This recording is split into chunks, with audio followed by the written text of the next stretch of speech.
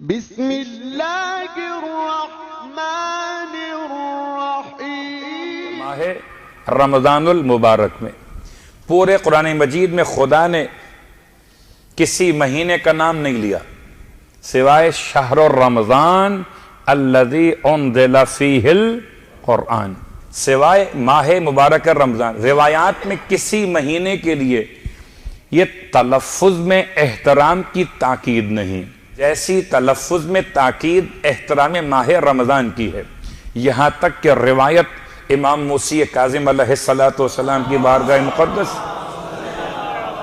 اللہم صلی کہ یہ مت کہو کہ رمضان آ گیا، رمضان شروع ہو گیا، بلکہ جب بھی رمضان کا نام لو تو احترام کے ساتھ لو۔ میں چونکہ نقل کر رہا ہوں قول معصوم کو، اس لیے میں نے الفاظ استعمال کیا روایت کے اس اعتبار سے کہ رمضان آ گیا اور رمضان چلا گیا۔ امام فرماتے ماہ رمضان کے بارے میں تمہیں کیا معلوم کہ رمضان کیا ہے؟ وہی جملہ جو استعمال ہوا وما ادراک ما لیلۃ القدر وما ادراک ما شہر رمضان، اور تمہیں کیا معلوم کہ شہر رمضان کیا ہے؟ امام فرماتے اگر کبھی تم نے ماہ رمضان کے تلفظ میں احترام نہیں کیا تو یاد رکھو پھر تمہیں کفارے کے طور پر صدقہ دینا چاہیے۔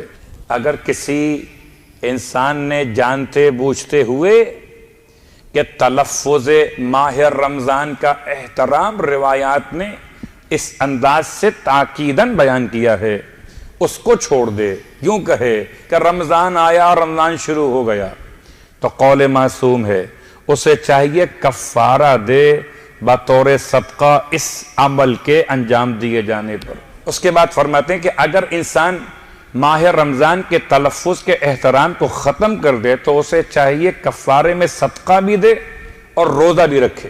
اس اعتبار سے ایک ذمہ داری بن گئی کہ جب بھی کبھی آپ لفظ استعمال کیجئے پورے 11 مہینوں میں آپ کہہ سکتے ہیں محرم، اور اچھی بات ہے محرم الحرام، آپ کہہ سکتے ہیں سفر، اچھی بات سفر المظفر، کہہ سکتے ہیں رجب، اچھی بات رجب المرجب، آپ کہہ سکتے ہیں شعبان، اچھی بات ہے شعبان المعظم، آپ کہہ سکتے ہیں اور دیگر مہینوں کے نام احترام سے لیں تب بھی مناسب ہے، احترام کے بغیر لیں تب بھی کفارہ واجب یا مستحب نہیں ہوتا۔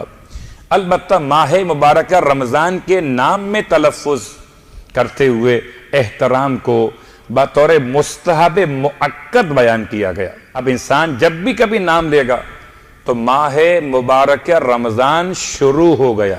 اللہ کے رسول نے عجیب جملہ استعمال کیا، ہم تو یہ کہتے ہیں کہ ماہ مبارکہ رمضان شروع ہو گیا، اللہ کے رسول نے یہ نہیں فرمایا ایھا الناس قد اقبل الیکم۔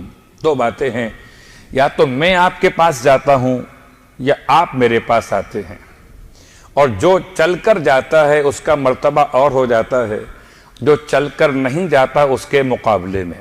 چھوٹی سی مثالیں ہیں، آپ اپنے محاورتاً کہتے ہیں کہ پیاسا ہمیشہ پانی کے پاس جاتا ہے، پانی کبھی پیاسے کے پاس چل کر نہیں آتا۔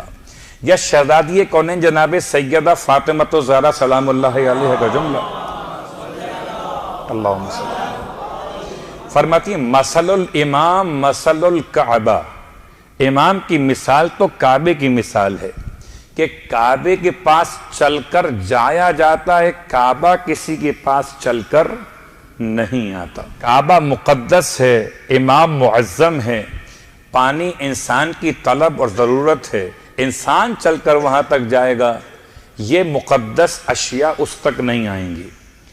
لیکن عجیب بات، پروردگار کی کتنی تعریف بیان کیجئے کہ ہم چل کر ماہ رمضان تک نہیں گئے، ماہ رمضان چل کر ہم تک آیا ہے۔